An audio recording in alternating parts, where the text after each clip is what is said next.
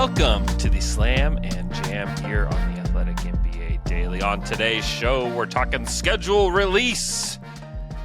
We know when teams are playing now. It's pretty exciting. Also, Dave DuFour is going to join us to talk about 10 questions that Alex has for us for this upcoming NBA season. It's good stuff. It's good to have Dave back on the pod.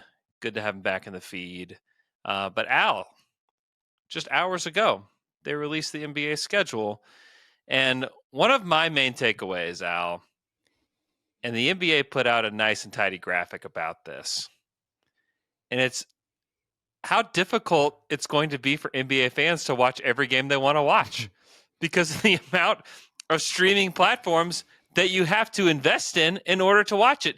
Even if you only want to watch one team, if you're just a fan of one team, the amount of streaming platforms that you have to be subscribed to in order to watch all the games you want is getting so overly complicated and so expensive. I think by the end of this season, or maybe even by the beginning of the season, everybody's going to be begging for just cable TV to be back because I think it's costing you probably more to watch all these games. It's just getting too complicated. I just can't imagine not being tech savvy in this era of the NBA and having to figure out, like, wait, why can't I watch my local team? Why can't I watch? Like, can you explain this to me? Why there's not one way to watch my team? You know, it's Peacock, ABC, Prime, ESPN, and then like you're having to subscribe to like FanDuel or whatever it is, whatever sports network that your team is on in order to watch all the games. It's just getting to be too much. Is this a boomer take? What do you think? I mean, you're probably right. I think, you know, the NFL did a good job of priming people for Prime by having games on Prime. So I feel like people are pretty much used to that one. Yeah. But I do think Peacock, like, unless you're following the Premier League, which I have Peacock for that, but unless you're doing that, like, there's really not a ton of reasons to have Peacock, in my opinion. And so a lot of people are going to have to be joining Peacock. $10.99 a month. I actually just signed up, Andrew. Because I always cancel in the summer, and then I sign up again when Premier League starts. So I'm kind of happy that there's something else on Peacock for me to watch. But I certainly understand that for other people, it is annoying to have to buy an entire new app. Yeah, it's not cheap. Yeah, no, it's not. That's a bummer. It is. You have any takeaways from the schedule, Al? Well, I will say, on the flip side, the one good thing about having it in so many different places is we're getting these like new announcing teams. True, you know, and that's fun. You know, getting to potentially see Blake Griffin and Dirk Nowitzki. You know, guys like that who we just have never seen in this kind of a setting. That's exciting because let's be honest, the options previously had gotten a little stale, I would say. Mm-hmm. I mean, we all like the TNT guys, but you know, ESPN wasn't, you know, doing great. Andrew, I would often mute it before games and at halftime. So I'm kind of looking forward. Let's see if we can find some new talent, some new people that are good at this. I like that. Yeah, that's something. Now, outside of that, I have come up with 5 predictions for the early season based solely on the early season schedules.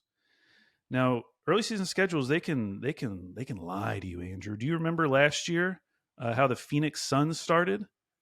Remember how the Phoenix Suns started, Andrew? No, tell me. You don't remember? Now I'm gonna have to look it up. They were one of the hottest teams in the NBA, Andrew.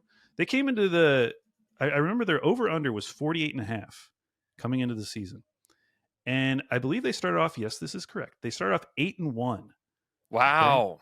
Okay? That feels impossible. Nuts. Yeah, they won an overtime game against the Clippers, and then they just rattled off some, like, you look back at some of these teams, I mean, they beat the Clippers, they beat the Lakers, they beat the Mavs.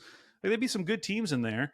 They were 8-1. Now, the underlying data at that time was suggesting that this wasn't like a great team and that the bottom was going to fall out eventually. And it quickly did after an overtime loss to the Sacramento Kings. It looks like they lost quick math, 7 of their next 9. So Yeah. it fell apart pretty quickly. And honestly, looking at the early season schedule, I wouldn't have predicted them for a hot start. But with some of these early season schedules, I feel like you can already see what the early season narratives are going to be about some of these teams. So I've gone out a limb on some of these, Andrew, and I'm going to start with my least impressive to my most impressive, in my opinion. Mm-hmm. Okay. First prediction. By mid-November, and that's kind of what I did for most of these teams, I'm looking at mid-November because that's about like 10 to 15 games played. Mm-hmm. Enough to have a take. Yeah. Enough to have a take. By mid-November, the San Antonio Spurs will be a top 4 seed in the Western Conference. Okay.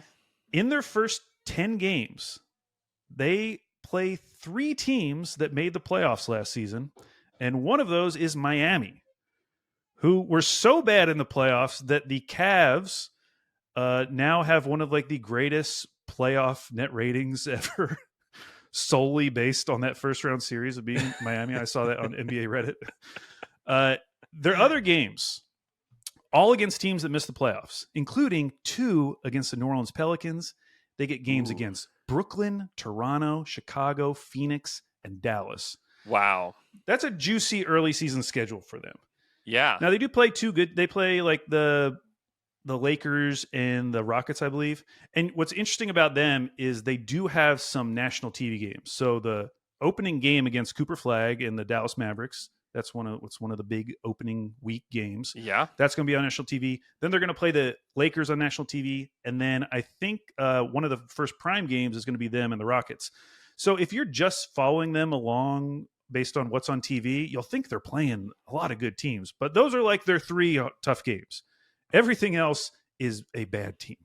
Yeah. So I think there's a really good chance that the Spurs could get off to a hot start. They need to build it up as they head toward Christmas, that the Spurs are the 5th seed in the Western Conference against the Oklahoma City Thunder.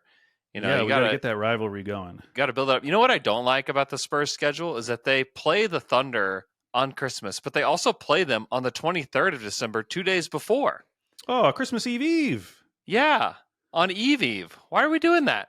Why do we do that? That's no fun. Like, why don't we can't even build up a narrative there. It's like we just saw them play 2 days ago. Now we have to see them play again. I don't like that, NBA schedule makers. That's not my favorite thing. Well, that's a bummer. My next one. Which one do I want to do next? Okay. Coming off their strong second half finish last season, preseason hopes for the Portland Trailblazers will quickly be dashed. Ooh, due to a brutal opening schedule. Oh no, S is going to be so sad. That's his team. He declared this to be his team. He should have looked at the schedule first before he made that claim, because this is very unfair. Okay, they're opening 7 games. Wolves, Warriors, Clippers, Lakers, Jazz, Nuggets, Lakers, Thunder. That is six of the 7 teams that finished as top 7 seeds in the Western Conference last season, plus the Jazz. Oh my In their gosh. first 13 games, they play 11 Western Conference teams and 2 Eastern Conference teams. And the Eastern Conference teams are Orlando and Miami. Yeah. And they also have a 5-game road trip from November 8th to the 16th where they play every other night in a different city. And playing these types of teams, playing like these Western Conference teams. So it's not looking good for the Blazers' early season start. You know, that was kind of the deal with the Blazers last year. Like, they got off to this terrible start. Yeah. And then somewhere around January, they start turning it around. And then they become this team that finishes, like 500 after January. Everyone's very excited. Oh, this is going to lead into next season. Man, maybe it does. But knowing how many new pieces they have, losing Simons, who was a really huge part of their offense, it could be rough early on just based on who they have to play. Yeah, and if you are that down bad in the Western Conference, it's really tough to fight your way back up through to even get to the play-in. It's just a rough spot to be in. If you're in the East, doesn't matter. Doesn't matter if you get off to a bad start. But in the West, I feel like you need to, especially if you get to like the trade deadline and let's say Drew Holiday has some value and you're like way out of it. Yeah. You could determine a direction, by the trade deadline if you're the Blazers. This next one is a positive one, maybe the most positive one I'm going to say today, Andrew. Okay. By mid-November, Orlando will be the top seed in the East and have the overall best record in the NBA. They'll be the number one overall seed. They do not play a Western Conference team until November 10th, and that team is Portland. They don't play a Western Conference team that made the playoffs last season until November 16th when they face Houston. Their first 10 games are all against the Eastern Conference, none of whom are the Knicks or the Cavs. So they're playing all of these teams below them. Now, some of these teams, they have like 2 games against Atlanta. Like maybe Atlanta's good. But like 2 games against Boston, like what does that mean anymore? I was looking at these schedules and you see that Boston logo and you're like, okay, that's a tough game. And then you have to remind yourself, like, no, what is Boston going to look like early in the season? Like they haven't played with this roster at all. Yeah. They might eventually stabilize at some point, but you could see them having a rough start to the season just because they're trying to figure out their roster. Yeah. Joe Mazzulla is trying to figure out who he wants to play in these rotations. Like the news just came out today that they're planning to start Peyton Pritchard, bring Anthony Simons off the bench. Like they're going to be working stuff out. So I don't think those are going to, I'm not looking at those the same, obviously, as last year, but even as like, compared to them, like Atlanta, I see that as like, okay, that might be a tough matchup. Sure. Boston, like, especially early season, I don't know. The best outcome for Boston is to get a lottery pick. That's the best outcome for them this season, is to like build a bridge to the next era of Jason Tatum and Jaylen Brown and like add somebody that's good on your way there. Like that is their best outcome. I mean, there's no question. And they have 25 national TV games. 25. That's a lot. Yeah. Meanwhile, Orlando, I believe, has 14. Yeah, they have 14. The disrespect. They're going to be the number 1 seed in mid-November. The disrespect for Orlando. I don't like that. I don't like that they only have 14. I know. They're going to be the team this year where it feels dumb afterwards. Kind of like how last year with the Thunder, it was like, why didn't they get a Christmas game? Yeah. The NBA could be a little more forward-thinking on some of this stuff, and I feel like Orlando is going to be the team at the end of the year where like they should be on TV more. Mm-hmm. Okay, my last 2, Andrew. I'm excited about both of these. One positive, one negative. Let's start with the negative. Trade rumors are going to start early and often for the Sacramento Kings. Oh, no. Now, Sacramento, it starts off pretty nice. It starts off nice, Andrew. Phoenix and Utah. Okay, maybe they're 2-0. Things are looking good. We're getting excited. Yeah. From game 3 to 18, they go through an absolute gauntlet. In that 16-game span, they play the following teams 3 times each: OKC, Denver, Minnesota. Half of their first 18 games are against OKC, Denver, and Minnesota. And they don't get off easy in the other games either. They also get what? Isn't that crazy? It doesn't make sense. That is cruel. Honestly, 9 games. That is cruel to the Sacramento Kings. Deuce and Mo don't deserve this. I mean, maybe because they're playing them so much, like maybe you actually have a better shot because you're seeing them and you can adjust. I don't know. I think it's bad. I'm not buying that take, Al. They also get games against the Lakers, Grizzlies, Spurs, Warriors, Bucks, and Hawks. Yeah. And in addition, just during that 18-game span to start the season, which takes us through the first month, they have a 4-game road trip and an absolutely brutal 5-game road trip that sees them go Minnesota, San Antonio, OKC, Memphis, Denver, a game every other night except for OKC and Memphis, which are back-to-back. The Kings are screwed. Oh, no. This is like an awful opening season schedule. Yeah, and the bummer for the Kings is like that, like they're going to be tanking with a roster that's not designed to do that. That's correct. Hey, but they've done that. I wouldn't say well, but they've done that so many times in the past. Yeah, it's too familiar. It's way too familiar. This is them, like the Rajon Rondo, Marco Bellinelli Kings. This is how it feels. It's not good. Now this my final one, my final prediction. This one I am so excited about. Okay. Okay, this is probably like the most aggressive. By mid-November, the Philadelphia 76ers will be a top 4 seed in the East, Okay. and Sixers fans will be fully sucked in again. Oh, no. Listen to Oh, this. no. They don't play a Western Conference team until November 17th, almost a full month into the season. They don't play a second Western Conference team until December 2nd. That means that 19 of their first 20 games are against the Eastern Conference. And that includes 2 Wizards games, 2 Raptors games, 2 Brooklyn games, a Charlotte game.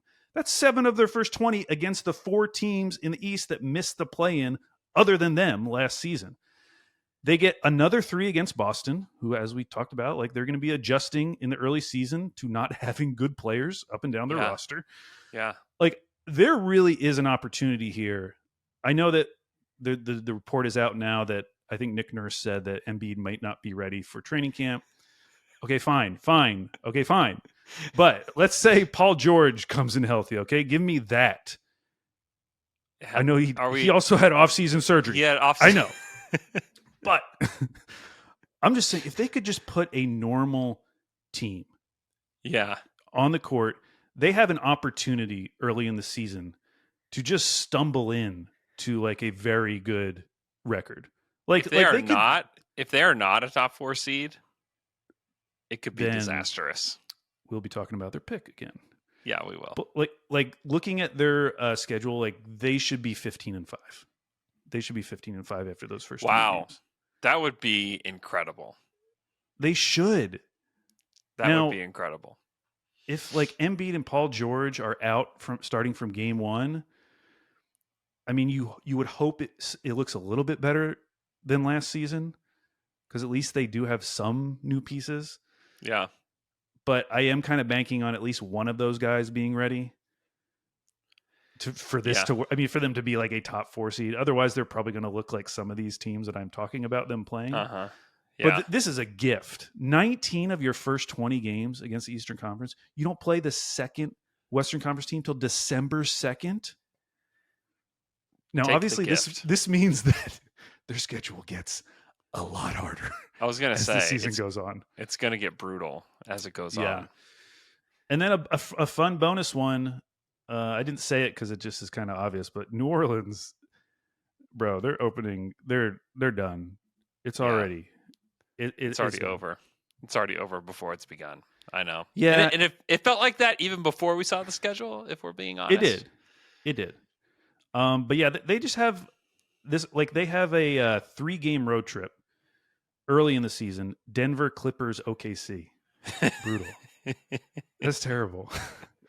Every other night. And then, you know, they play the Spurs, they play the Lakers, they play Warriors. They play OKC and Denver twice in their first month. We might be seeing a lot of Jeremiah Fears as the season goes on. A lot of Jeremiah Fears. I know. So yeah, I'm interested to see how many of these actually play out. I would say the one I'm most confident on, I think the Spurs are going to get off to a really hot start. And I think the Magic are going to get off to a really hot start. Yeah. I could see the Magic being like having like a 15-2 record or something like that.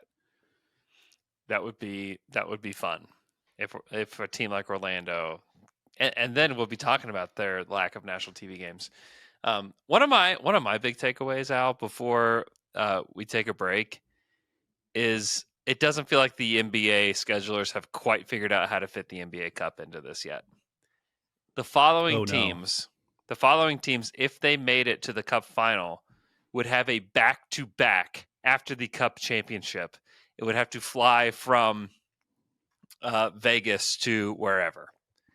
Cleveland, Chicago, Memphis, Minnesota, LA Clippers, Thunder, Wizards, and Spurs would all have a back-to-back if they made it to the Emirates NBA Cup championship game. Like, that should not be. There should not be games on Wednesday, December 17th, if the NBA Cup championship is on Tuesday, December 16th. Like, that to me is crazy. You know, choose more teams like the Wizards. Maybe the day after the NBA Cup final is like, hey, check out the young guns. It's Young Guns Day. You're going to see a bunch of our young teams that we knew weren't going to win the NBA Sure. Cup. Yes. There are 6 teams that it's not insane if they made it to the Emirates NBA Cup final.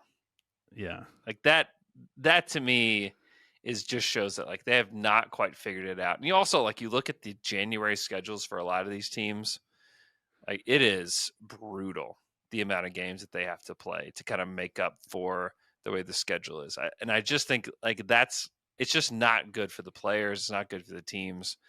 I think that they need to kind of figure out how to fit this in a little bit better because you can see the impact of the NBA Cup in every single schedule that you read. And the fact that there is like that back-to-back that could be scheduled in for any of those teams is kind of nuts to me. It's crazy. Andrew, before, go ahead. Favorite game? Pick a game. Okay, you can't choose a Thunder game. Okay, well, I know you're going to be at Thunder games. Yeah. You can pick any other game this season to go to. Oh. So this factors in what city you want to go to and also matchup. Ooh. That's interesting. Do you have a pick? No, I wish I had. I wish I had thought about this before I said it out loud. Well, I mean, what would be better than being in Madison Square Garden on Christmas Day? Yeah. Like, wouldn't that's that? A good one. I mean, honestly, that's kind of like a bucket list item for me to be able to like be at a noon p.m. Eastern time game for Knicks Cavs. That would be really fun, and to just be in New York on Christmas Day. I mean, that to me is pretty incredible. To me, that's a pretty tough one to beat. Yeah, nothing I'm going to say is going to beat that. I won't bother. I enjoyed playing my favorite game that I've ever played. I'll choose the Luka's first game back in Dallas. Okay. Yeah. That would be fun. Yeah, there'll be some venom there. That should be fun. Yeah. I don't need to go to Dallas. Not venom. I think whatever. It'll be weird. It will be awkward and weird. Yeah, it'll be awkward and weird. Yeah, exactly. Something that's not awkward and weird is talking to Dave DuFour about 10 things that we want to know about the NBA next season, which we're going to do right after this quick break.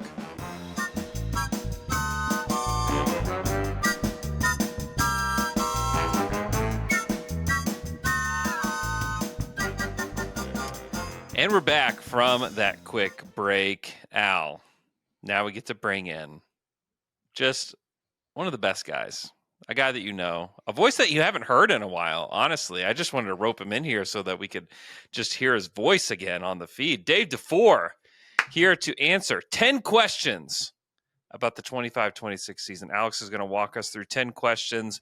We're going to talk about guys you probably haven't heard a lot about on podcasts all summer long. We're going to bring up some guys. Al, Dave, say something because we need to hear your voice. Happy to be back. Very happy to be back.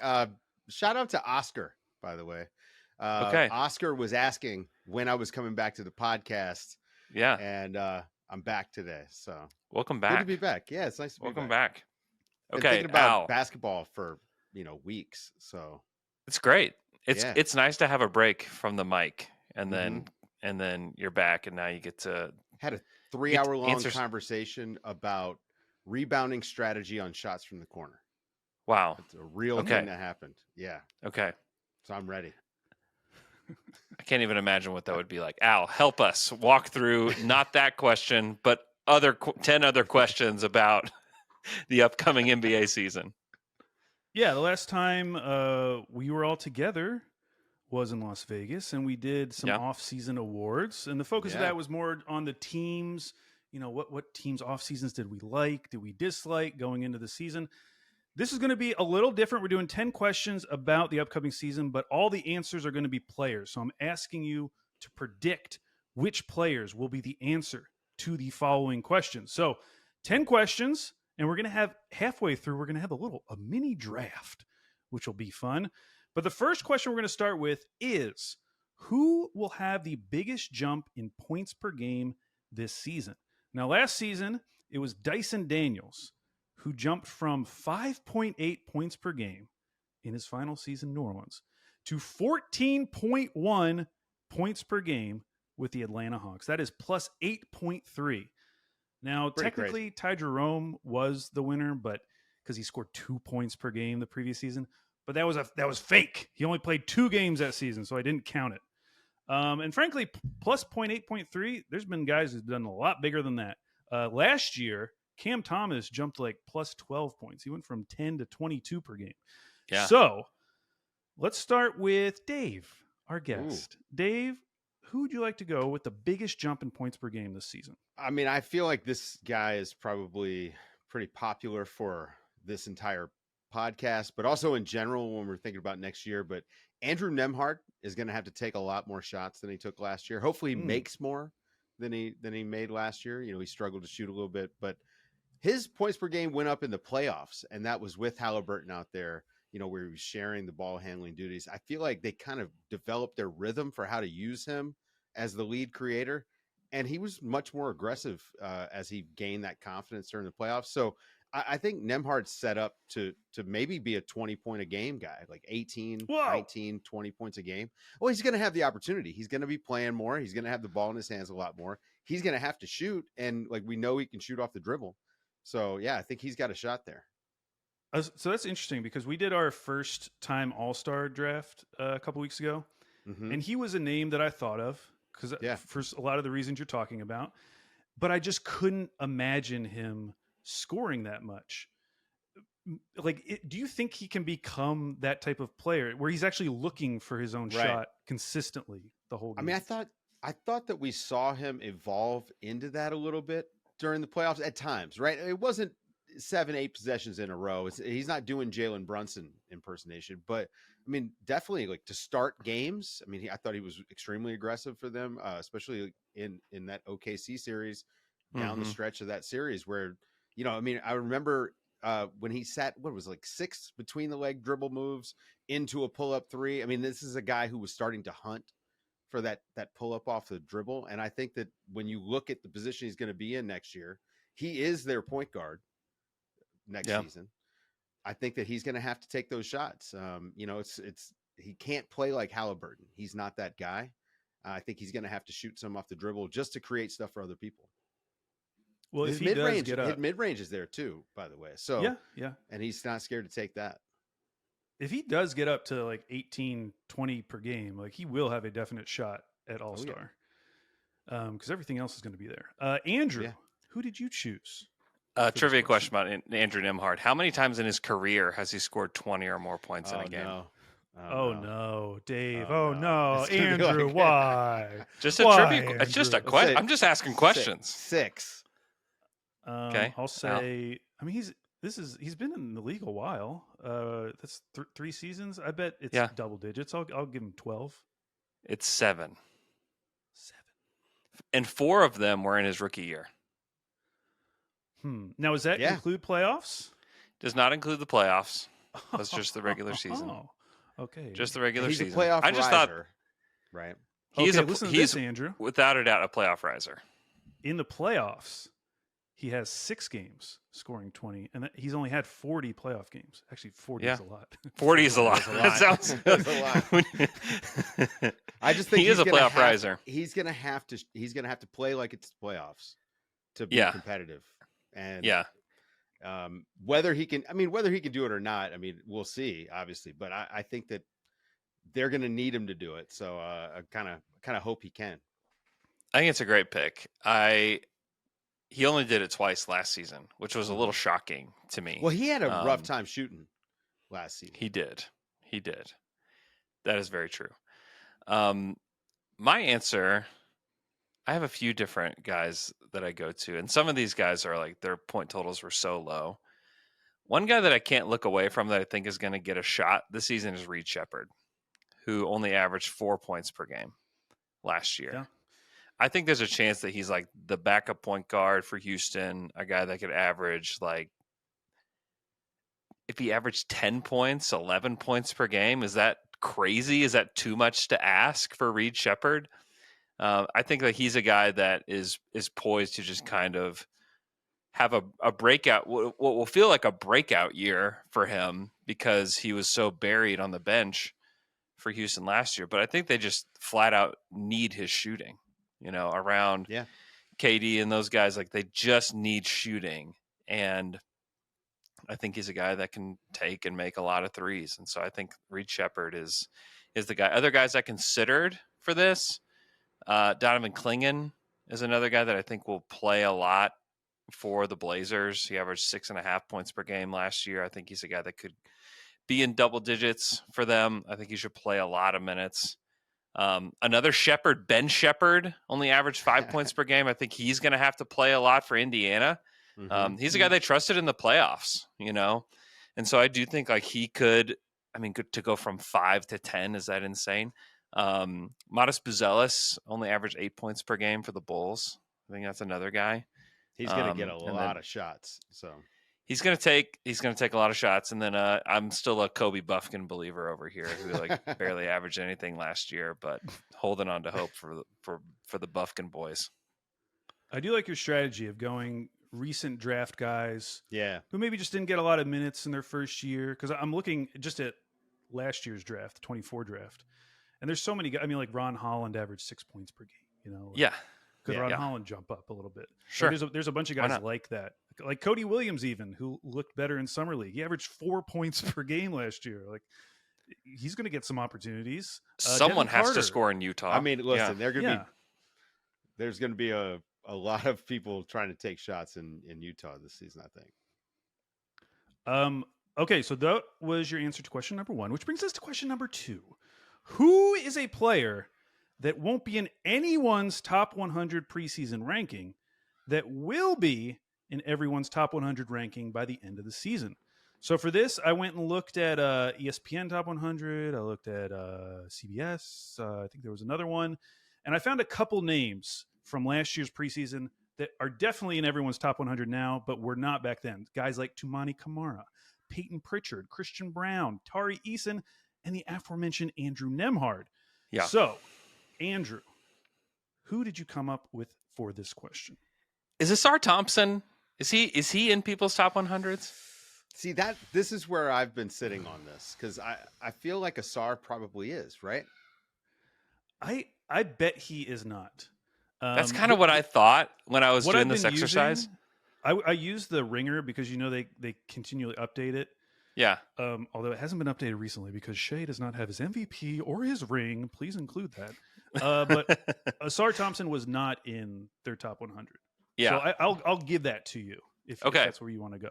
Asar Thompson, yes. I think he will undoubtedly be in people's top 100. I think that he missed a lot of time last year, and I do think that he is going to be thought of as a top 100 player. He's a guy that not only can be one of the best defenders in the league, but I think he can do a little bit of everything, and I think he'll be a little bit better scorer this season than he was last.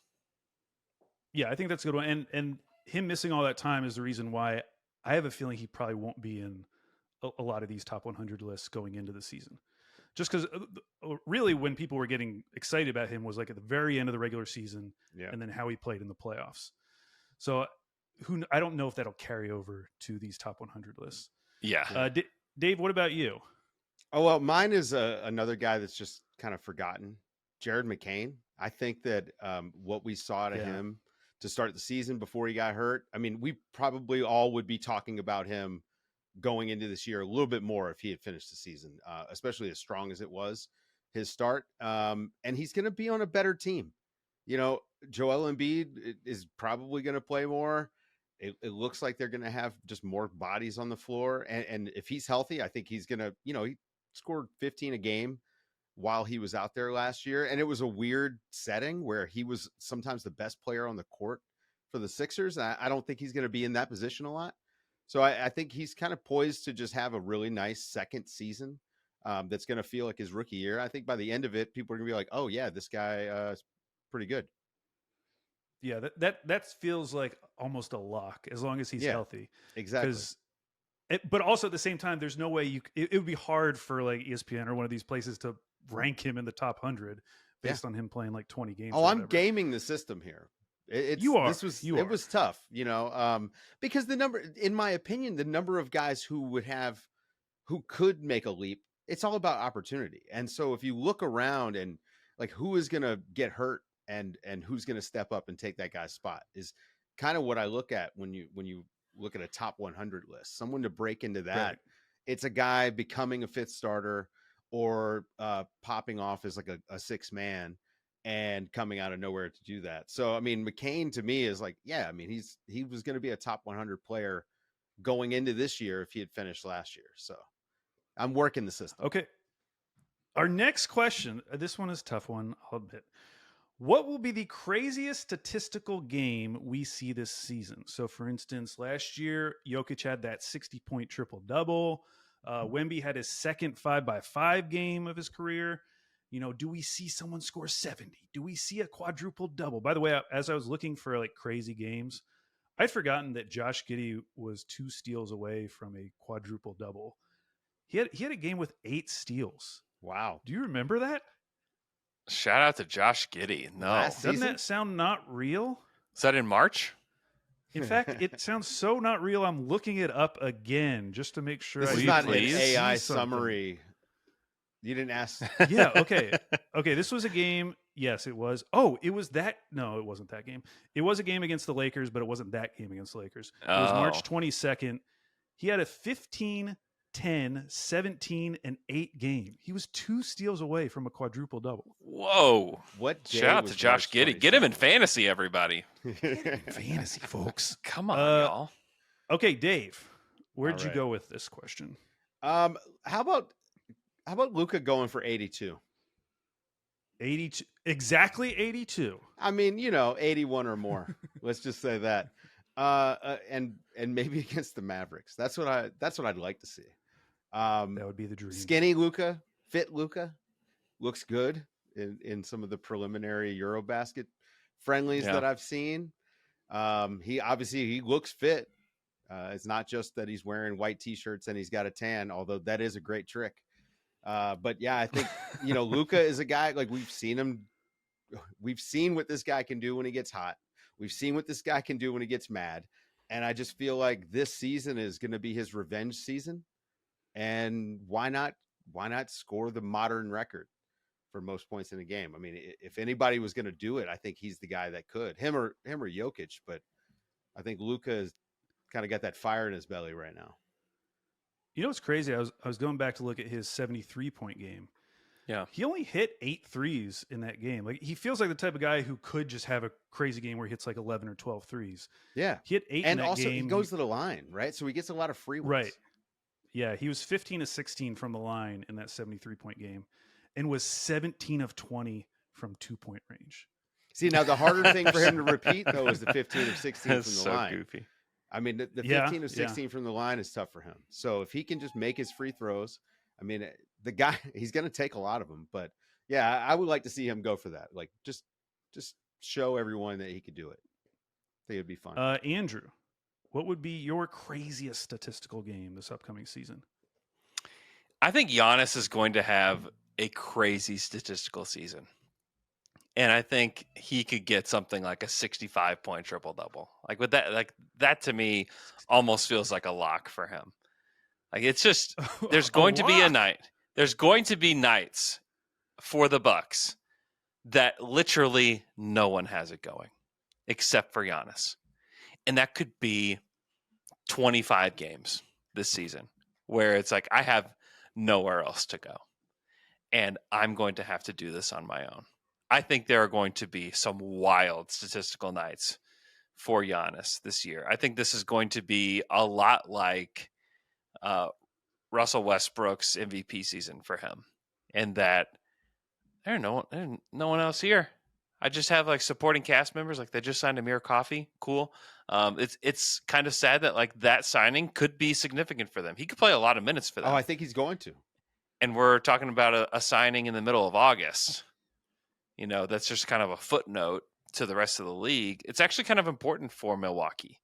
And so I think that Giannis is going to have to carry this team maybe more than he ever has.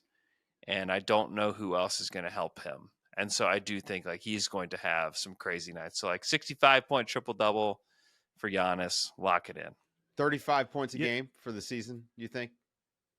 I think that that's not a crazy thought at all. Yeah, I was looking at his game logs from last year. And I think what is exciting about this upcoming season, which we saw towards the end of last season, is just all the additional playmaking duties he was taking on. Yeah. He had a game April 3rd last year against Philly. It was Philly. But 35, 17, and 20. So you could imagine, like, he's already kind of in range of like a 40, 20, 20 game. Yeah. Yeah. You know, that feels like within the realm of possibility already. So yeah, that's a great one, Andrew. Next up, speaking of Luka, who will be the biggest name traded in season this year? Last year, of course, I would have to say it was Luka Doncic. Would you say so? Would you say so? Andrew, what do you think is going to be the biggest name? Who is going to be the biggest name traded in season? Is Zion Williamson a big enough name for you? Yeah. That's a big name. That's a big name. That's a big name. It's a big name for sure. Big name, big boy. You know, name. It's a very big name, and it sounds very possible. I just saw Shamit Dua post the strength of schedule, and the New Orleans Pelicans have the most difficult projected strength of schedule in the league, which makes sense because it's usually one of like the projected bad West teams. Bad They teams, can't play themselves. Yeah. But yeah, if this season gets off to a rough start, which I can't imagine why it wouldn't, I do wonder if we start hearing those rumblings early and often, especially if he's healthy and playing. Yeah, that's true. We're already hearing him. Joe Dumars came in and it was just like, hey, we got to trade Zion. Oops. Yeah. I take it back. I don't mean it.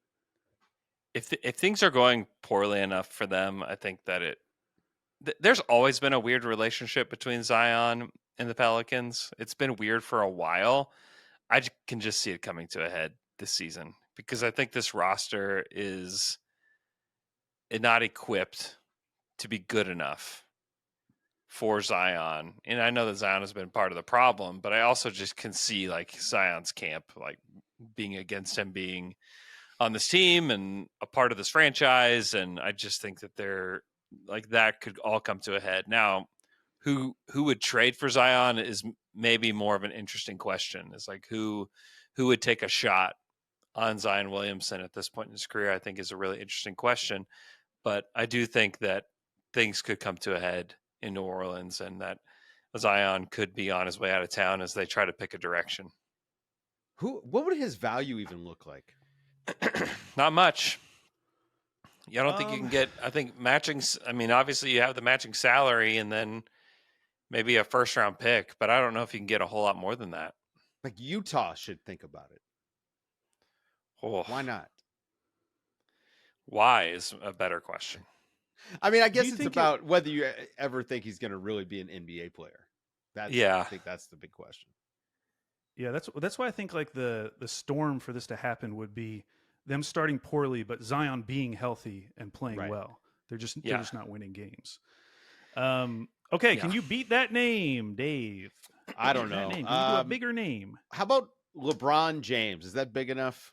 It's a little bigger than Zion. Listen, the Dallas Mavericks don't have a single person that can dribble, that you trust to make decisions. And that team, I mean, it's set up. If LeBron, I mean, they can make the trade work. They can make the money work. They have too many bigs. So losing Derek Lively in a potential LeBron trade doesn't hurt him as much. It helps the Lakers for their longer term goal of winning a title with Luka because they're turning the page there. We've heard all this or seen all this smoke from, LeBron's camp and people kicking the tires around the Mavericks. And I think why not? And specifically that trade. I mean, it would, whatever the math that needs to be done to get it to work out, you probably loop in a third or fourth team in it, but it makes a lot of sense to me. LeBron would have a better shot of winning a title next season, potentially, just because I think, you add LeBron to the Mavericks, they don't lose a lot. And they get a lot better. But yeah, why not? And for the Lakers, getting to use that salary slot and not just bring let it back walk away. smaller contracts. Yeah. Yep. Yeah, I would love it for the Lakers. Depending on how the season goes, who knows? Sure. Maybe everything is hunky dory and everyone's very happy in LA and they're good. Okay, now it's time for our mini draft where we will be choosing players that you believe will be making their first All-NBA team this season. Now, last season, we had 3 players, Evan Mobley, Cade Cunningham, Jalen Williams, who all made their very first All-NBA team. I went back a decade, and on average, we've had 3.5 first-time All-NBA players per season. There was a season with 6, so you can get a lot depending on if you have injuries. And I feel like this number should even go up in the future with that 65-game requirement. Mm-hmm. So the way we're going to do this is, Andrew, we'll start with you. This will be a snake draft. Draft. So Dave, you're going to get picks 2 and 3. Okay. Andrew, you're going to choose a name, and then Dave will choose 2 names, and then Andrew will choose 2 names, and then Dave will choose his last name. So you're both going to get 3 players, and you cannot pick Victor Wembanyama, because I think we all assume if you play 65 games, I only have 4 names, so I'm very hopeful that oh no, Andrew doesn't. Yeah, Andrew doesn't take one of mine. So wow, Dave's living on the edge. I am. Andrew, who is your first name? name? More, but is it too early to take Amen Thompson? No, you're allowed to take Amen Thompson.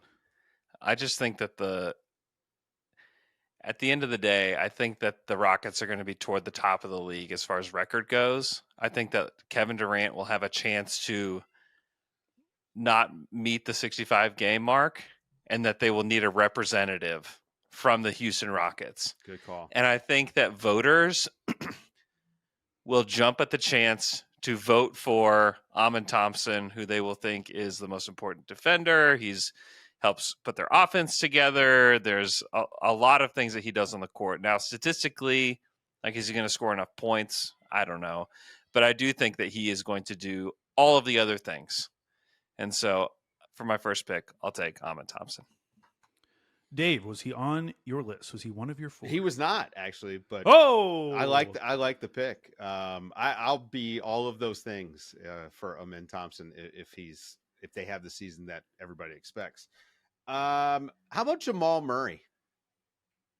How about it's Jamal about Murray? Time, right? It's about time. This is going to be one of the better Nuggets teams that they've had. Like, I think that we all look at what they did over the summer, and they got so much better, so much deeper, and more versatile. They finally got a backup center for Jokic, so the middle doesn't die while he goes to the bench for 8 minutes a game. And I think this is the time where Jamal Murray is the guy with the spotlight on him. Jokic always performs, and Murray comes in every single season out of shape and tries to play his way into shape, winds up injured by the time you get to the playoffs. And we're all kind of wondering, well, where is the Jamal Murray from the title run, right? We heard Jamal Murray was going to be an all-star. Jamal Murray was going to be all NBA, all these things. He's not done it yet. So I think this is the put up or shut up time for Jamal Murray, because they need to win the title, I think, next year. Like, this is a very important window closing moment for this team. Jokic is not going to be the best player in the world forever. So, I think Jamal Murray kind of has to make All NBA. He needs to have that level of a season, or maybe it's time to move on from him in Denver. But if he does the stuff that he's supposed to do, it'll be very easy for him to waltz into an All NBA spot. This is a very similar argument that I made for him as a first-time All-Star, and I feel like if he gets that, then it'll make the All-NBA case much easier. Okay, so who's your second pick? How about Paolo Banchero? Yeah, Magic seems easy, right? Like an easy one, yeah. Easy one, right? Magic should be better this upcoming season. He's, I guess, their best player. And I think he's probably going to score more points than he did last year. I mean, this guy he's really good. They're going to be better. That's it. It's an easy one to me. Like, let's lock that. Yeah, that does feel like a lock. I actually, for some reason, thought he had made one, but he has Same. not. I had the same feeling. I was like, wow, Yeah. he feels like an all NBA guy, like a third teamer. Yeah. But Yeah, nope, not yet. All right, Andrew. Who are you taking with your second pick? I'm taking a guy that I think had he played enough games this past year, he would have been considered for the third team, and Tyrese Maxey from Philadelphia 76ers. You know, he averaged 26, 3, and 6 last year with almost 2 steals per game. This is one of the, if not the best guard in the Eastern Conference. I'm sure that he's probably a top 3 guard in the Eastern Conference. And I think that he is going to be very good. And if the Sixers are any good at all, I think that he is going to be leading them. And so I will take Tyrese Maxey with my next pick. He just needs to play. Also, I guess it doesn't matter that he doesn't know how to use a can opener. Did you see this clip of him? I did see that. Yes. Live on Instagram. Unbelievable. I had written him down, but all I can think about is the can opener now. But I will take Tyrese Maxey despite his lack of knowledge of can openers. Andrew, before your next pick, trivia time. Mm-hmm. Okay, the last 4 players who, when they made an All-NBA team for the first time, they made first team All-NBA. Okay, their very first appearance in any All-NBA team was first team. Jokic, Luka, SGA, and this player. These are the last 4 guys to do it. All-NBA. Goodness. Any of you have any guesses? I don't know, Dave. Any guesses? Any guesses? No. Any guesses? The correct answer is Devin Booker. Booker. 21-22 season. Wow. Yeah. That's those wild. Suns teams were really That good. is kind of wild. That was a good team. That was a good team. Okay, Andrew, your third and final pick to make their first All-NBA team this season. I'm hedging on Houston. Oh. I'll take Alperen Şengün. Oh, I thought you were going to hedge on the Magic and take Franz. Okay, you're going to take. I definitely thought about Franz. And the Magic could be in a similar position to the Rockets. That could happen where they're going to win 50 plus games. This is going to be a very good team ranked toward the top of the league. I just would bet on Houston for sure being there. I think that Orlando has to clear some injury hurdles in order to get there. But I think that Houston is going to get there. I think they'll have somebody on the All-NBA team there, whether it's men or if Şengün continues to lead this team. I think it's going to be probably one or the other. And so I will hedge and take Alperen Şengün. All right, Dave. Andrew's taking the coward's way out, trying to rack up points by hedging. What a coward. What are you going to do for your final pick, Dave? How about a guy who just got paid, but it's all about games played for him? Jaren Jackson Jr. I think he's due. Wait, has he never made one? He never made All-NBA? Never made All-NBA. Wow. And I was shocked. Wow. This guy, I just feel like when you've got that level of defense and with the offensive game that he has, if Ja Morant is going to give them, the 65, hopefully 65 games that he needs to give them, I think Jaren's going to have a better season coming up. So, if he can be healthy, we know what the defensive level is for him, and his offensive game it's pretty good. I think he's like one of these guys who's always on the edge of All-NBA, but maybe this is the year that he actually punches it in. I also thought about Desmond Bane here. So not a hedge, but Desmond Bane's going to get opportunity in Orlando that didn't really exist for him in Memphis. So, but I went with Jaren. Well, Dave, I like your strategy of picking guys that I thought had already made it. That makes me feel like they were good picks. I would have sworn that he made it. Yeah. Okay, moving on up to question number 6. Which player will convince the most doubters this season? So last season, I would say Cade Cunningham. He convinced a lot of doubters. Got me. Tyler Hero making his first All-Star game. I feel like he convinced a lot of doubters. And then J-Dub in the playoffs. Yep. I feel like he convinced a lot of doubters. So, Dave, we'll start with you. Any names that popped up into your head for this? How about Trae Young? I think it's a great one. Trae Young. The Hawks have kind of built the perfect team to have around Trae Young. I love Porzingis if he's going to be healthy. I think that's an amazing fit for Trae Young. He's going to have opportunities to play off the ball. We'll see if he does. I think that would answer a lot of his critics. But the guy is a winner. He's proven, like, he took a team to a conference finals, and say what you will about that run. I mean, he still did it. Now he's got a lot of talent around him, a lot of defensive talent that can make up for the stuff that is out of his control, which is, he's small. He's a small guard, and he's on the ball almost every single possession. So I think Trae Young's set up to have one of those, hey, I told you guys so sort of seasons. I will say he was the name I was thinking of when I came up with this question. Hell yeah. So Andrew, do I get points for this? I don't know if you guys. Yeah, you're doing great. Doing great. Ghost points. They're still calculating it in the back room, but yeah, you're doing great so far. There we go. Andrew, who do you think will convince the most doubters this season? I'm taking Josh Giddey for this one. Really? Okay. Josh is somebody that when people talk about the Alex Caruso trade, they're like, man, Chicago got nothing back for Alex Caruso. Just nothing back. And I think Josh is going to have a really, really good statistical season this year. I mean, I agree with you on that. But to convince his doubters, do you think that would be enough? I mean, he scored 21. He had his averages after the All-Star break, 21, 10, and 9. If he did anything close to that, I think people would have to talk about that trade a little bit differently. You know what I mean? Like, I just think that he is going to do something that is, I don't know that it's going to be quite that good for the whole season, but if he's like 18 points, 9 boards, 8 assists per game, I just think that is undoubtedly a really good player to have on your roster. And I think that Chicago is doing just fine. Now they have to build the right kind of team around him, which when was the last time that Chicago actually built a team around somebody that was worth anything? I think like that would probably be a bigger problem. But I do think that Josh, he's only 22. It's like we've already like written this guy off just because we don't like the archetype of player he is. I just think that he is going to have a really nice statistical season compared to what he did over the course of the entire season last year. He had a really rough start to the year.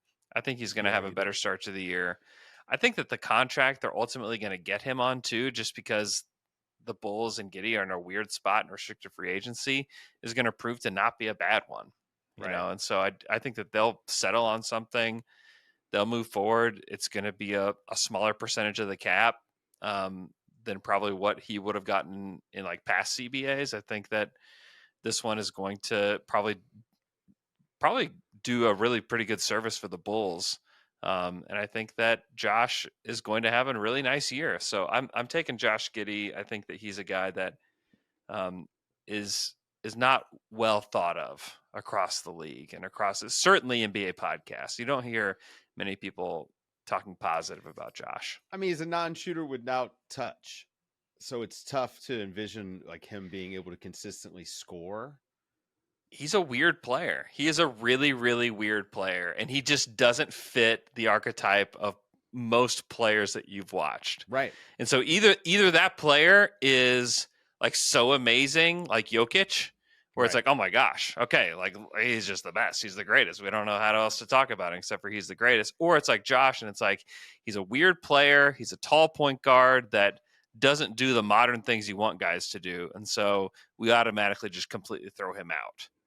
Which and I think there's something. It's somewhere in the middle with Josh. He's not going to be the greatest player, but he's not. I think he's a starter performer, right? Is really what it is. Because once you get to the playoffs and it's about your weaknesses, it's a different sport, you know. But he's an effective regular season guy. I mean, he's kind of like Domantas Sabonis in that sense. Very effective guy to have for 82 games. He stays healthy, you know. And he's big. That like it's a huge advantage just being big. So, you know, he's a player with value. Yeah, for sure. Yeah, I definitely agree that he's going to have a big statistical year. I do think without a playoff appearance and specifically like him just being able to play in the playoffs, because remember, most people's most recent memory of Josh Giddey in the playoffs is him getting played off the floor, right? During that final Thunder season. No question. a player who gets played off the playoffs, who you also have to build your entire team around. That's where people are just like, how is this? I mean, sure, he can put up stats, but like, where's this going ever? Yeah. You know, and I get that, and that question may not be answered. I also know with the Thunder, he was asked to do the two things that he was worst at. It was hit standstill threes and play defense on the wing was what he was asked to do, because the two guys that were going to have the ball were Shea and J-Dub. And it's like, hey, you do the two things that you are worst at, please. And of course it's going to look bad. Like anytime anybody's being asked to do like the two worst things about any like pick a job, any job, and it's like, hey, you do the two worst things. Like, yeah, you're not going to look so good. So I think that there could be a better year for Josh Giddey. That's all. And to his credit, I mean, those standstill threes he did get better at them last year compared to when he was with the Thunder. Mm-hmm. Okay. Did you both give me a name? Yes. So question number 7. Who will become this year's NBA smart guy? Now, this is a player who is disproportionately discussed on NBA podcasts compared to how often normal people talk about them. So last season, I had as an example Luke Cornett. I feel like someone made a video on the Cornett contest.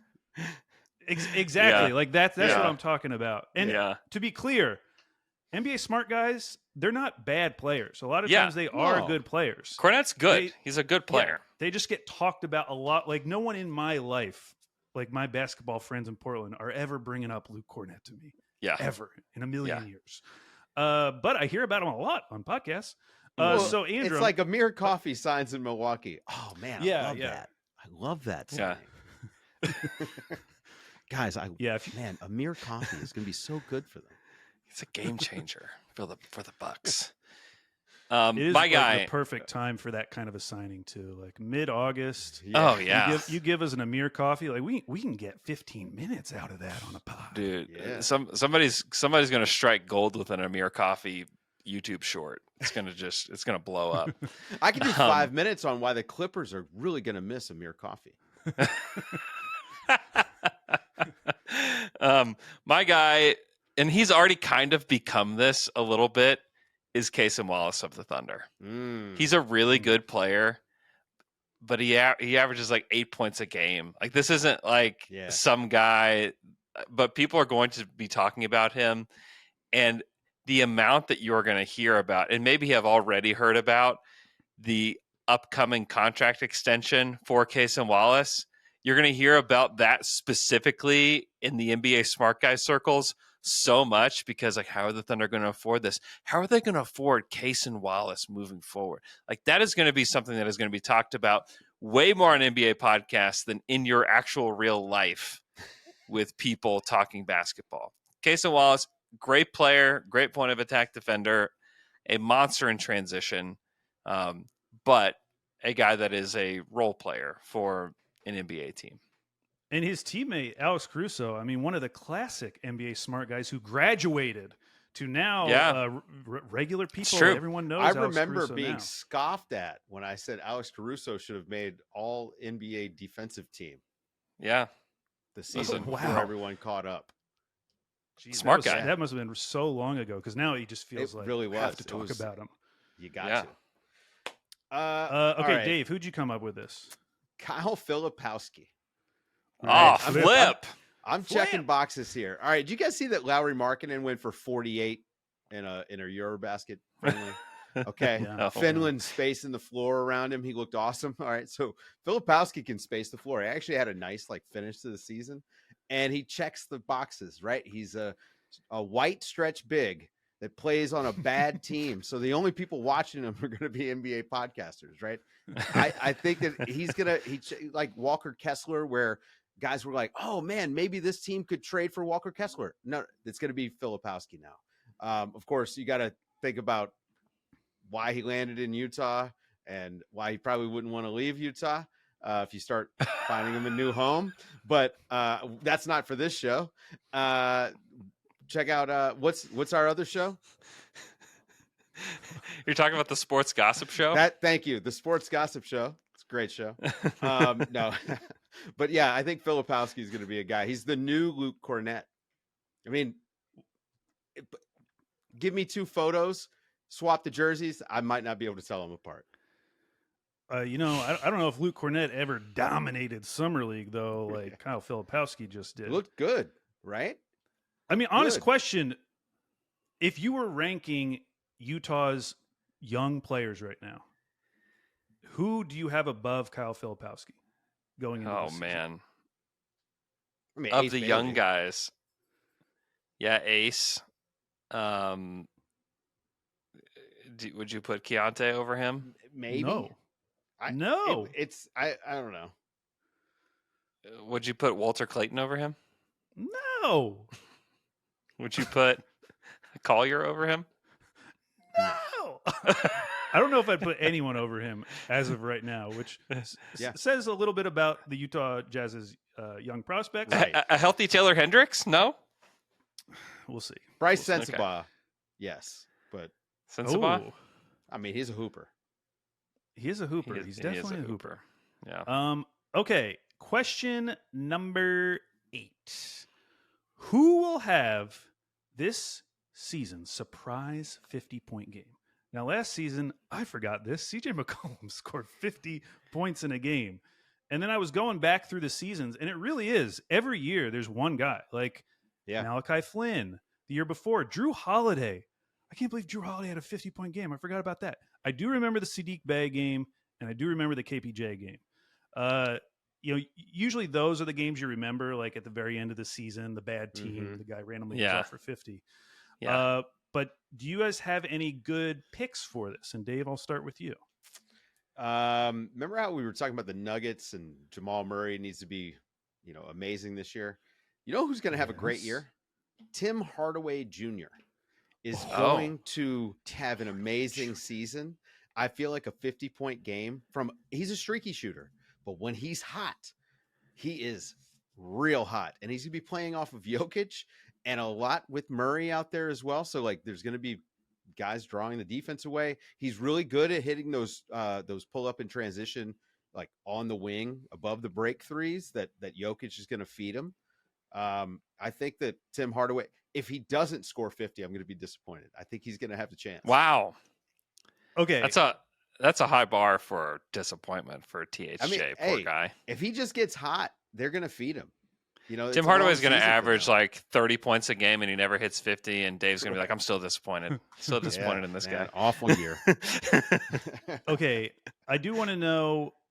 All right. He's going to shoot threes. We get that. So are you predicting that? Does he need to break the single game record to do this? Because Clay hit 14. Like, is he going to be able to score any other way in this game? THJ hits 18 threes. He'll get some layups in transition. Some free throws. Yeah. I feel like maybe it's a game that Murray's out, right? Like, and they need Hardaway to run some pick and roll or something. I did look it up. He has hit 10 in a game. He hit 10 in a game with Dallas. So it's not that far off. Clay hit 14, and then the next number 2 is 13. So it's possible not for him to score 50. I still think that's impossible. I think he's going to have a chance. That's a great answer for this question though, because that would definitely be surprising. That would be shocking. Every single person. Shocking. Okay, Andrew, who is your name? I'm going with Brandon Miller from the Hornets. Okay. I think you're just going to try on League Pass one night and you're going to be like, oh my gosh, Brandon Miller has 53? Like, what is happening? I could see that. With the Charlotte Hornets. He's a guy that the thing about Brandon is like he will shoot a ton of threes. He had a game where he took 19 threes last year. Like he is going to the efficiency is what needs to catch up for him to get there. Like he just has not really been a very efficient player so far. And so if he can match with some efficiency this season and stay healthy is really the biggest thing for him. He's also a young player. He's only 22 years old. I think he's going to have a really big year for the Hornets. And I think that he could pretty easily get to 50 if he's given enough opportunities. So pretty easily. What's his the way you career guys high talk right now? about this? Does he have a 38? 38? Okay. I thought he had gotten a 40, but I mean, he can really get hot too. Yeah. Pretty easily in that, like, with this team, somebody's got to score the points. Yeah. You know, you're going to average over 100 points a game. Somebody has to score them for the Charlotte Hornets. And LaMelo is going to be in and out of the lineup like he always is. And I think if Brandon can stay on the court, he's going to have a ton of opportunities to just go get buckets. Now, I appreciate both of you not picking Cam Thomas because I was worried that one of you would pick him. I thought it's too obvious. It crosses your mind for the sure. The question should be how many 50-point games? Exactly. Now like how many 50-point games article? does he have to get the $40 million a year that he wants next year? Yeah, that's the question. You know, the Nets have really set up their roster for Cam Thomas. Because you look across the roster, who else scores on this team? Oh, can I ask you another trivia question? You don't have to tell me who the player is, but of the players from last year's Nets team who are still on the Nets, obviously Cam Thomas, he averaged the most points per game. He was at 24. Who was second, or how many points did they score per game? The person who is in second on that list of players who were on the Nets last year, they're still on the Nets this year. Oh, that are still on the Nets. Yeah. I don't know. Because like they lost Cam Johnson. Yeah, it's Keon Johnson at 10.8 or something. Now they did get Michael Porter Jr. He's going to score, obviously. Terrence Mann has actually only scored double digits once in his career, averaged over a season. Oh, I was like, what? So yeah, I don't know who is going to score for the Nets other than those two. Because even their draft picks, like none of those guys are project to be big scorers out of the gate. No, none of them. Yeah. And MPJ is just there to space the floor for Cam Thomas. He's gonna have to do a lot more than that. Oh man! You guys remember that preseason article? It's not a question of when Mason Plumlee will get a triple double. It's a question of how many. Remember that article? I do remember. It's one of my favorite articles. Oh. In preseason lore, that's a classic. Just a classic. Okay. Who, by the way, muscle watch real quick. Did y'all see Evan Mobley? He looks so jacked. Oh my gosh, you got to look up Evan Mobley. But he's got shoulders now? Yes. Massive shoulders. He looks huge. I think he's on a beach. As the resident body guy, I feel bad that I haven't seen him. Oh yeah, I see. Yeah. Are you impressed? Yeah, I'm impressed. I'm impressed. Yeah. Yeah, big season incoming for Evan Mobley. What? Watch out, maybe he'll score 50. Hang on it. Whoa, hold up. Hang on. This is fake? What, do you think it's fake? What? Doesn't he look huge? Yeah, he looks giant. Yeah, he looks like he plays in the NFL. What? Yeah, he does. Where did this come from? I don't know. Okay, guys. I know NBA drug testing is not really the most stringent. We got to check this guy. This is amazing. This is those one of kind the more of pictures. Amazing. I was going to say those kind of pictures can get you a little test. Actually, this was. I mean, it looks like he had a little test. Yeah, I'm just like, I mean, the veins are popping, right? He was just out of the gym, but man, crazy shoulders. Yeah, well, two summers ago, J-Dub posted a photo of himself, and he looked super jacked. Yeah. And after that photo was posted, he had a random drug testing. Oh, really? Yeah. He said it in my preseason interview with him on Down to Dunk. You can go find it on the Down to Dunk YouTube page. But he talked about it, and he said it happened right after that picture was posted.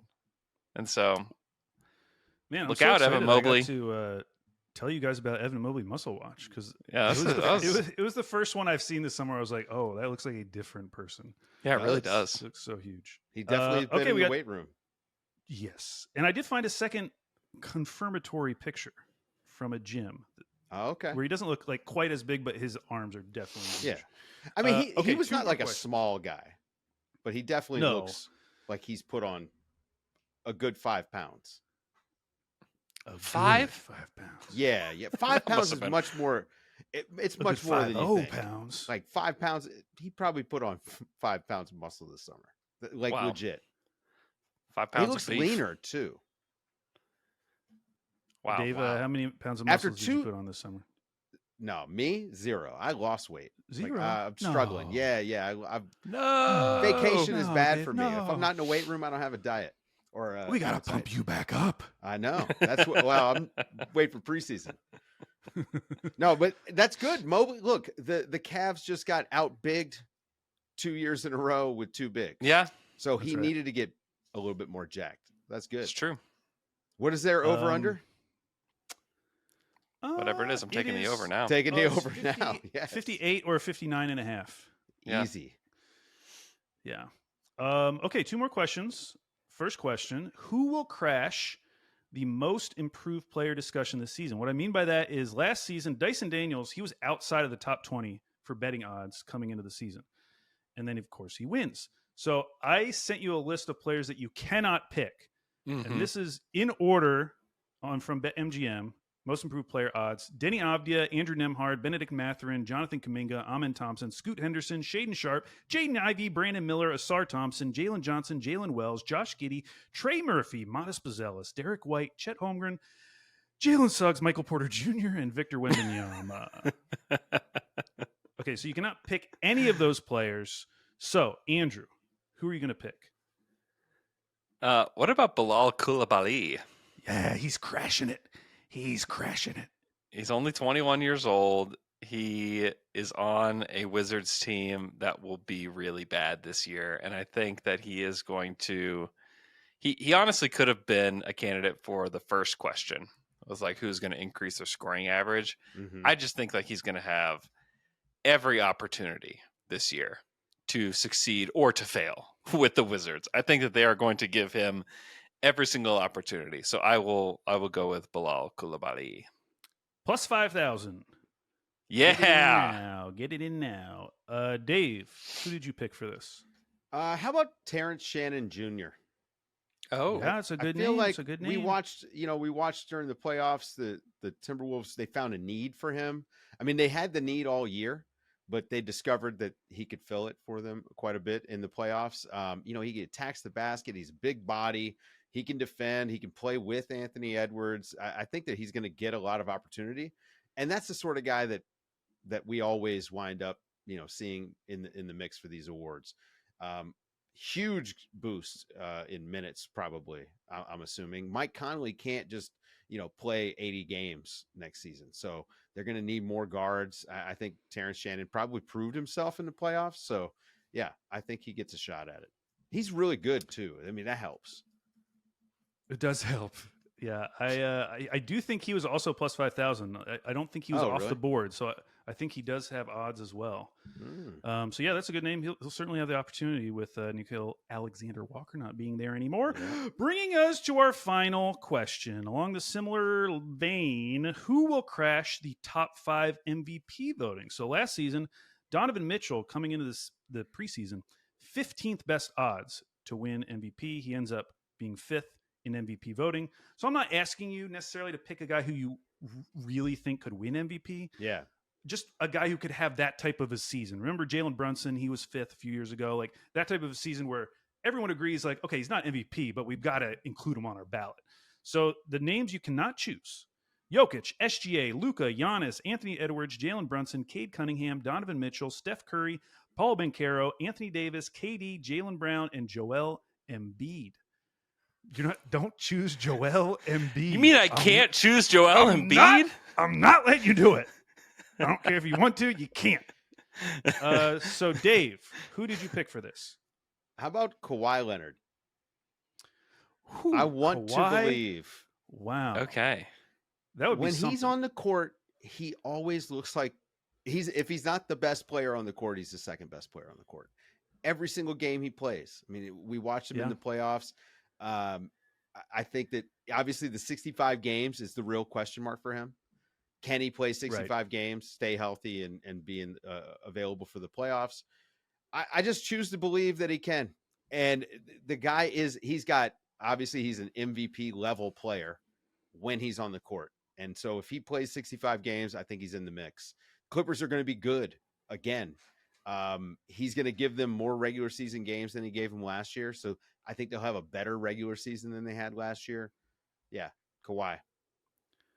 And you hope with their depth, like maybe he could just average like around 30 minutes per game. He gives you like hyper efficiency. He's like a plus minus god, like he always is. You could see it. You could see it. It would and be the Clippers tricky. are like a top 4 seed. It would be tricky if his minutes are 30 a game and he puts up 24 a game. It would be tricky for him to get on the MVP ballot. But the Clippers will win a lot of games if he winds up doing that. So that maybe brings him up. It's kind of like Donovan Mitchell, If he puts up similar numbers to Donovan Mitchell and the Clippers win, 53 games, I think, okay, you start to say, oh, look, Kawhi's back. Right. Okay, Andrew, who's crashing top 5 MVP voting this season? What about Evan Mobley? Muscle watch Evan Mobley. Now, was this your answer before you saw the photo that I? He was on my list. He was on my list. He actually wasn't going to be my answer, but he was on my list. And now I've been pushed over the edge now that I've seen him. Okay. He was 10th in MVP voting last year. He obviously won Defensive Player of the Year. He was an All-Star. He was in the All-NBA second team, All-Defense first team. Like, this is a guy that already has racked up a lot of different accolades here. And I think that he's poised to have a real breakout season. I think that we could get to a point at some point next season that he is thought of as like he is clearly the best player in like the mold of like a Kevin Garnett type of game, where he may not necessarily be scoring the most points for them, but watching night in, night out that Evan Mobley is clearly their most important and their best player. And so I think that they could be at the top of the East again. I think that it will be super disappointing. Certainly if they don't make the East Finals, it's a disappointment. But if they don't make the finals in a season like this where the East is down, I think that will be a huge disappointment. But if they are at the top of the East at the end of the regular season, they look dominant. They look different. Like they're just able to show some different looks this next season. I think a lot of it will be because of Evan Mobley. And so I'll go with Evan Mobley. I think he's poised to have a really big season based on the muscles that I've seen. Yeah, I was going to say, I believe before you were swayed, who was your top choice before you were swayed by the shoulders? I was thinking about taking another East big and taking Towns at that spot. I just think that there were times last year where Towns looked like the most important player for the Knicks. And I think Brunson, I think he is their best player. I think that he puts so much pressure on the defense with the way that he plays that he's going to probably continue to be the best player. But I do think that there is a world where Towns is looked at as like the key cog for the Knicks. But yeah. After seeing those shoulders, I think that Evan Mobley is probably more ridiculous. In line for that. It's ridiculous. All right. Well, congrats to both of you. Evan Mobley. Congratulations to Evan Mobley. Put in the work this summer. So those are our top 10 questions heading into the 2025-26 season. A lot of good names. And the great thing about these questions is we can come back and find out if Andrew and Dave were right or wrong. That's true. I'll save it. Maybe we'll revisit it at the end of the season. It's on the record.